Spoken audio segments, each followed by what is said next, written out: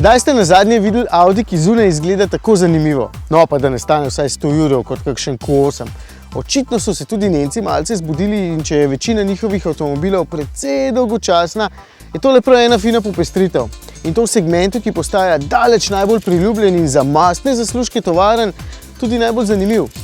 Q3 je za Audi velika uspešnica. V dobrih 8 letih so jih prodali 800 000, kar je vredno vsake pohvale. In tole tudi ni več Baby Q, kot so mu včasih rekli, zdaj je Baby Q2, tale pa je zrasel za skoraj 10 cm.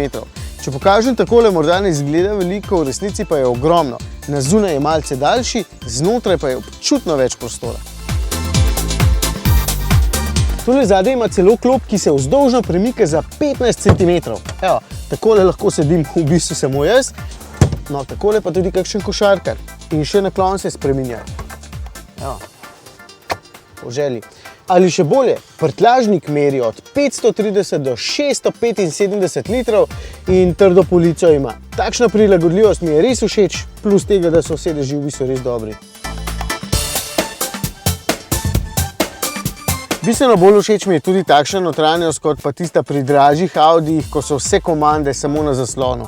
Tukaj so pravi gumbi za klimo, tako kot jih imam dejansko najraje, vse ostalo pa na tem krasnem zaslonu, ki je prav lepo integriran v armaturko.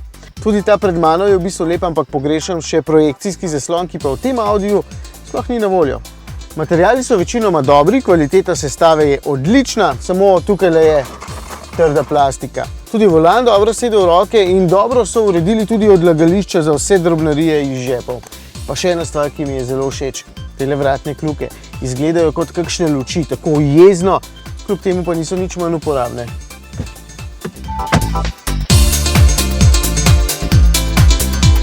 Ok, zaenkrat sem novi Q3 samo hvalil, zdaj pa pride del, ko ga ne bom več. Vožnja. Ne, še prej oznaka. Razumem, da so s temi ciframi hoteli poenostaviti vse skupaj, da bomo vedeli recimo, da je 30 bolj švoh, 50 pa že kar bolj močno.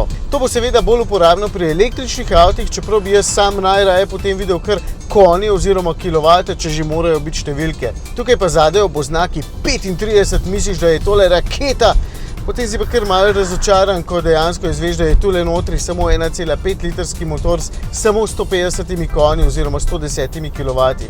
V praksi je čisto dovolj, ampak mi cifra ni všeč. Motor se je oglasil spodbudno, celo malo zamolklo, športen zvok ima in pričakovanja so velika, vse pa potem nekako izpuhti, ko ga zavrtite v zgornje območje, recimo nad 5000 vrtljaji, ko postane vse skupaj samo glasno, občutek pa da mu to sploh ne paše. Zmogljivosti so povprečne, pri Audiju so se tokrat bolj trudili, da je izpuh čist, čeprav sama poraba s slabimi 9 litri sploh ni rekordno majhna. Kljub temu, da se v praksi izklapljata dva valja, da bi bila še bolj majhna. Tudi menjalnik ne deluje vedno optimalno, sicer zelo hitro prestavlja, kar je fajn, ga pa včasih zmede kakšen ovinek, ko močno pohodite plin. V programu Sport je vse skupaj malce bolje, no še najbolje pa se počuti takrat, ko ga prestavljate kar sami. Da Q3 ni izrazito vozniški avto, vam daje vedeti tudi z občutkom na volanu, ker ga je premalo, servo je premočan in potem je vse skupaj preveč lahkotno, zato bo zelo pogodo voznicam in tistim, ki jim je hitre vožnje v ovinkih najmanj pomembna stvar na svetu.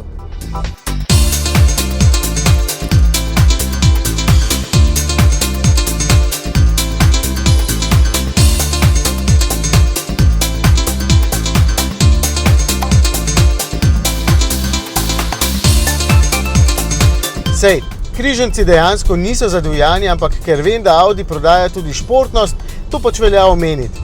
Nos je še vedno težak in čeprav je v resnici lega zelo dobra, nagibanja je malo, je s temi 19-kami dokaj neodoben in trese že na najmanjših razpokah na cesti.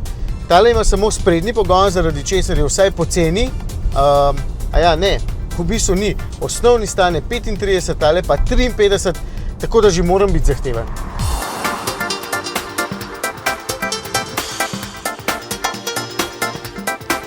Q3 me je pustil mešanih občutkov. Všeč mi je kabina, ker je res super in zelo uporabna, všeč mi je izgled, sploh v tej barvi, ker potem izgleda vsaj zanimiv Audi.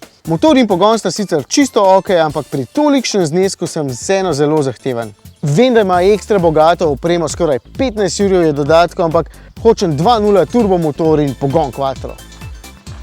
Evo.